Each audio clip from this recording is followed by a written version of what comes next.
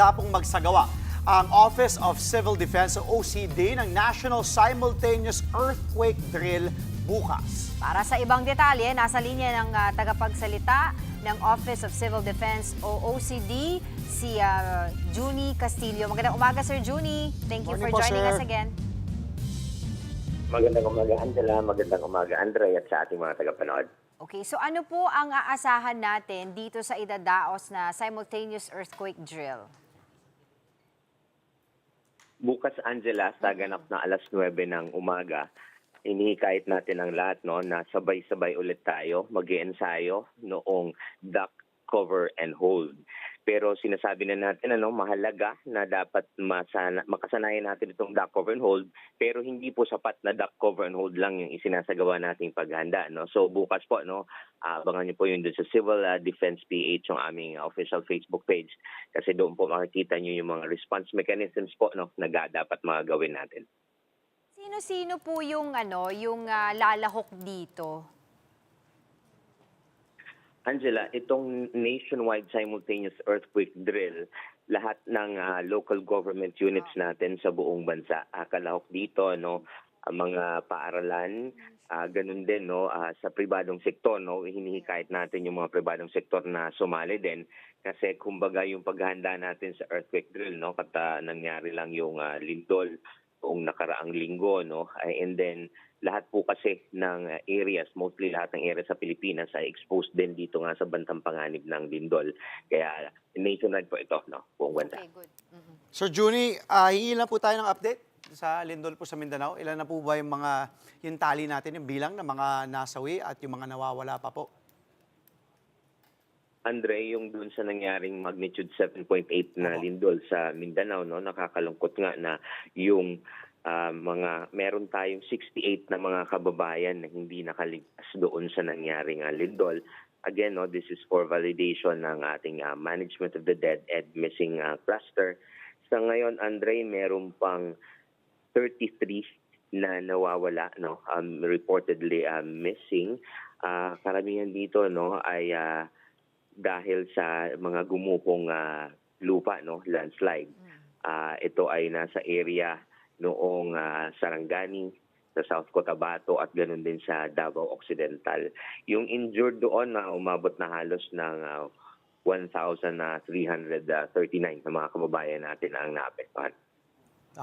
Yung search and retrieval operations naman po, syempre patuloy pa po yan. May mga natagpuan po pong buhay na yung mga search and retrieval operations po sa kanila? Doon sa mga nakaraang araw, tsaka nung nakaraang linggo, ay may mga nakakakuha pa naman, pero itong 33 missing, this is as of last night, ang challenge dito kasi yung may mga bundok kasi itong areas na ito, heavy equipment ay mahirap dalhin doon dahil hindi naman kaya ng mga kalsada, So yun yung naging challenge nung ating mga responders doon. Hopefully, makikita pa at mahanap pa itong mga ligtas na mga kababayan nating nawawala. Ano-ano pa po yung mga bayan, Sir Junie, yung patuloy po na minomonitor ng OCD ngayon? At specifically kasi may mga areas din po tayong after nung lindol ay umulan naman po ng napakalakas. Kumusta po yung supply ng kuryente at tubig? Pagdating, Angela, sa supply ng kuryente at tubig, halos na ibalik na, especially kung sa supply ng tubig, meron na lang 2 area in Sarangani na walang supply ng tubig. And then sa power naman, there are 5 areas. Davao Occidental, may 3, may isa rin sa Sarangani at Davao Oriental na walang kuryente. Yung linya ng komunikasyon, halos na ibalik na yun. As of last night, parang 1 area na lang in Sarangani ang reported din na wala. Na walang linya ng komunikasyon. Yung mga ating focus pa din, dahil meron pa rin tayong mga kababayan na nasa evacuation centers. Ito yung sa ngayon kasi meron pang 45 na evacuation centers. Ang nandoon ay halos 4,500 na mga pamilya, mga kababayan natin. This is almost 20,000 na mga kababayan natin ang nasa evacuation areas.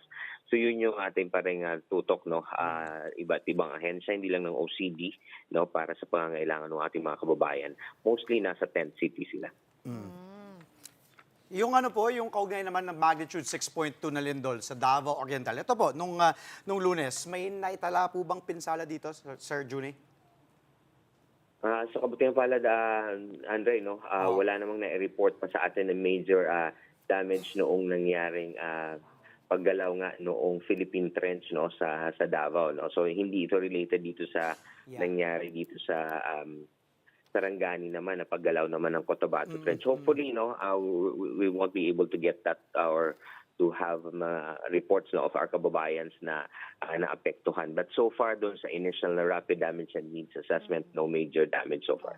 Well, finally, before we let you go, Sir Juni, meron po ba tayong mga estimated damage na po pagdating sa infrastructure and agriculture doon po sa mga area na nasira po ng lindol? Pagdating sa cost of damage, Angela, no, doon sa cost of damage to infrastructure, sa ngayon umaabot na ito ng 1.2 billion pesos na worth of damage. Ito ay this is coming from the 774 na mga damage na infrastructure. Pagdating naman doon sa agrikultura, initial report ito, no, meron pa lang mga almost 30 million na reported na damage to agriculture. Ang medyo madami-dami ay yung mga damaged houses, no, kasi based on the reports, no, that we got, umaabot po ng almost 74,000 na damaged houses ang nangyari dahil nga dito sa lindol. Mga 13,000 mahigit nito ay totally damaged at yung mga 60,000 pas naman ay partially damaged. Ito naman, Angela, no, and Andre, tuloy-tuloy yung validation ng ating mga iba't ibang ahensya para sa matatanggap na tulong, no, na ipangako ng ating Pangulo at saka ng iba't ibang ahensya na rin, no, na tulungan at mabigyan ng tugon, no, ito pangailangan ng ating mga kababayan sa Mindanao. Sir, maraming salamat po muli, Sir Juni, sa oras ninyo. And ingat po kayo. Happy Wednesday po. Spokesperson ng Office of Civil Defense, OCD, Sir Juni Castillo. Maraming salamat, kapatid.